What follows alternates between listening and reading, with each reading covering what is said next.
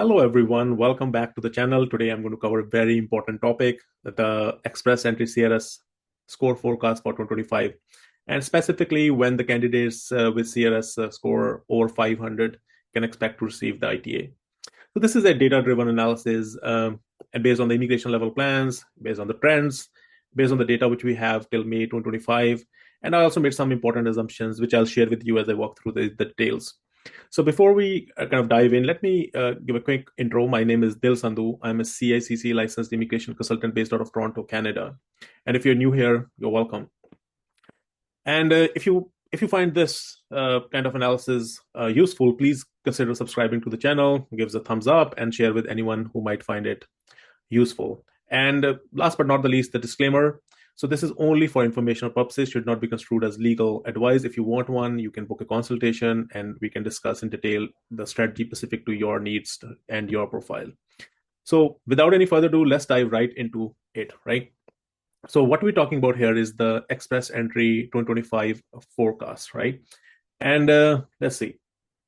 Now, the first thing which I want to kind of have done here is basically look at the summary, right? So of the draws, Express Entry draws, which happened till May 24, 2025, right? Which is the day on which I'm kind of recording this video. If you see that we total number of draws we have, total number of invitations we have under Canadian Experience class is close to 10,000, right? And the minimum score for this year has been 521, and the maximum was just the last draw, which happened, which was 547. And we have one education draw at 479 minimum score. French language proficiency draws are basically kind of the bulk of the draws. Just see that they are more than 50%, right? And total number of invitations issues is 34,440. And that's what we have here, right? But the focus of today is basically CEC, right? So those people who have a score of, more than like between 501 to 600. So what are their chances? And now we also know that the total number of invitations for CEC has been 9,850. And total number of invitations excluding PNP has been 29,850. So with that in background, so now let's look into the crux of it, right?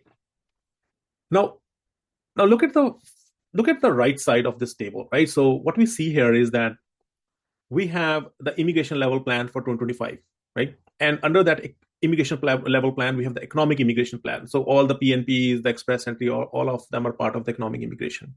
And within that economic immigration, let's focus on the in Canada focus. So in Canada focus specifically relates to Canadian Experience class, and maybe they may spray like federal skilled worker, but primarily it's the Canadian Experience class.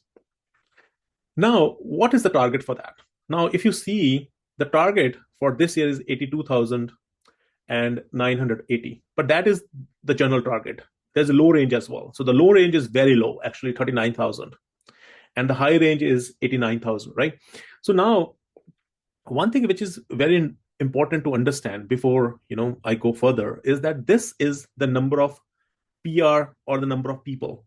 A lot of people confuse 82,980 to be the number of invitations. No, that's not the number of invitations.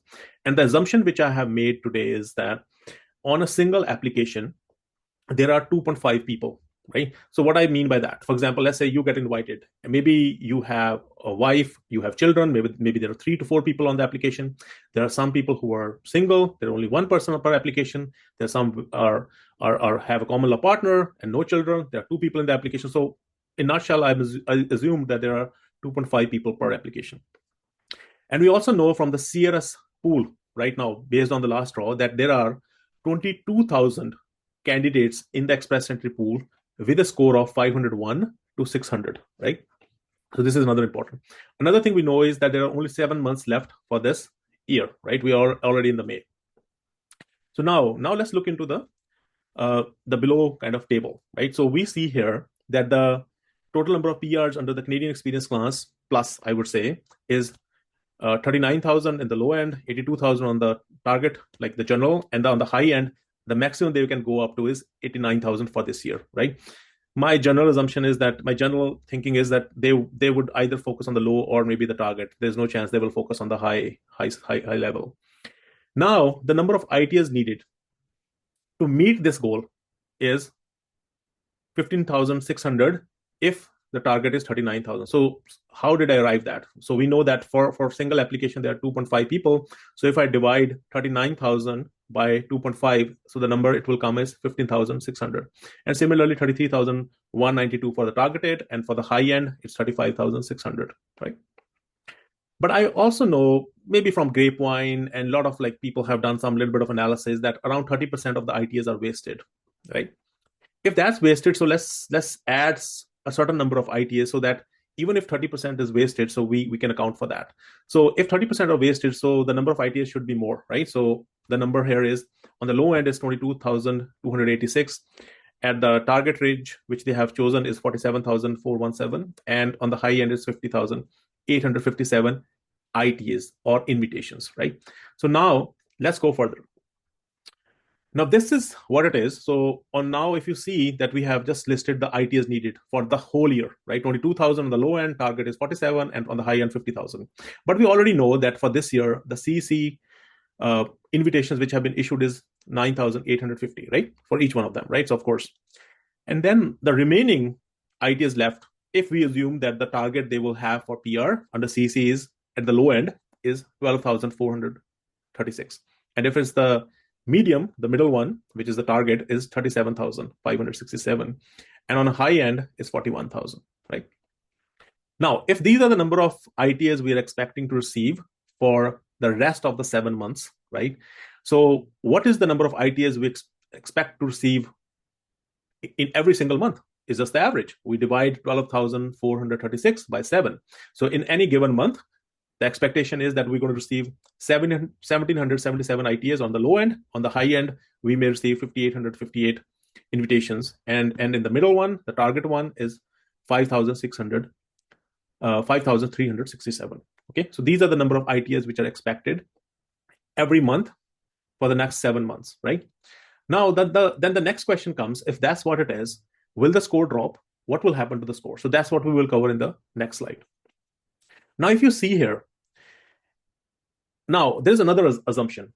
Another assumption is that while pool is not static, so pool is also increasing, right? So what we have seen is the pool is also growing by 100 people per day with a score of 500, between a score of 501 to 600, right? So every day there are 100 people are getting added to the pool.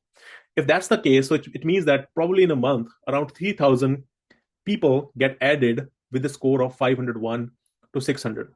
If that's the case, now in a scenario which is the low one, the pool is never coming down. So instead of like 457, the scores will continue to go even further higher. Why? Because the pool is not shrinking at all, right? Because every time the draw is per month is 1,777, but there are 3,000 people getting added, so it's never coming down. Now let's look at the other scenario, which is the target, right? If they invite 5,367 people, right, and 3,000 are getting added, so it means that the pool is getting reduced every single month by 2,367 people, right, or candidates. And if on the high end, the pool is getting shrunk even faster at 2,858 people per month. If that's how the pool is shrinking, now the time to clear the 22,000 candidates who are already sitting in the pool, if in case of low scenario, that will never happen, right? So if this were to happen, I mean, nobody can, that's a really bad scenario. But if we assume the normal target, it will take around 9 months for somebody with a score of 501 to get clear, right? So February 2026. How this number came? So I've just divided 22,000 by 2,367, which is the number of people the pool is shrinking by. So in a way, it will take around nine months, slightly more than 9 months. And on a high end, this will take even lesser, right? On a high end, this will take lesser, right? Which is like 7.7 months, which means that by January, give and take, or maybe by December itself, you may expect to receive the invitation. So now this is what is my analysis. So I being a realist, I feel that you have to now strategically think. So let's look into the kind of key takeaways from this whole exercise. Even though I have done this analysis, so because I love data analysis per se, but one thing we know from IRCC is that IRCC is unpredictable, right? So the the draw size and the backlog can basically rapidly change the cutoff score, right? And trends may not be enough in itself also, right? Because what if they suddenly decide, you know what, we're going to conduct many more draws, that can affect. Or what if they already have so many people in the inventory who are with a score of, they're processing the application that for this year going to be bloodbath, and we would not expect many invitations for this year. That can also happen, right?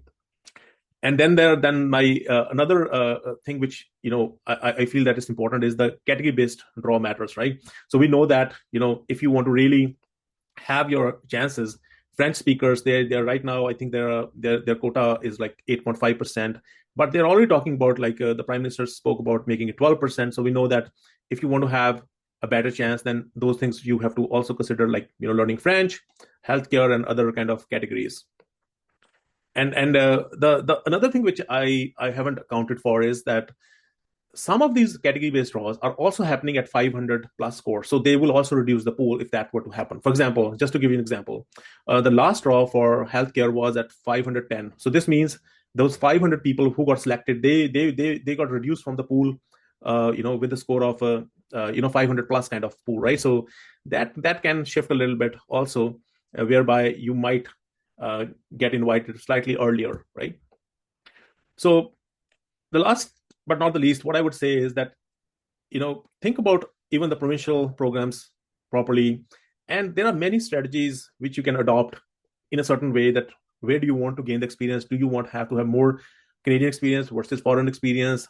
Your level of education, how you can strategically, choose the education levels, how you can have few more credentials, language scores, how the language scores impact, right? So there are many kind of factors which combine in a certain way, which can really help you, optimize for a better score, right? So, I mean, that's pretty much it from my side. But if you want to, discuss these things in detail, you're welcome to book a one-on-one consultation, and we can talk about these things in more detail. And also looking at, like, what would be a good immigration pathway for you, where you can think strategically, because right now things are going to be very, very challenging in general. Another thing which I want to mention is that, do subscribe to the channel. Let me know if you want some specific topic to be covered. I will try my level best to do that, and wish you good luck.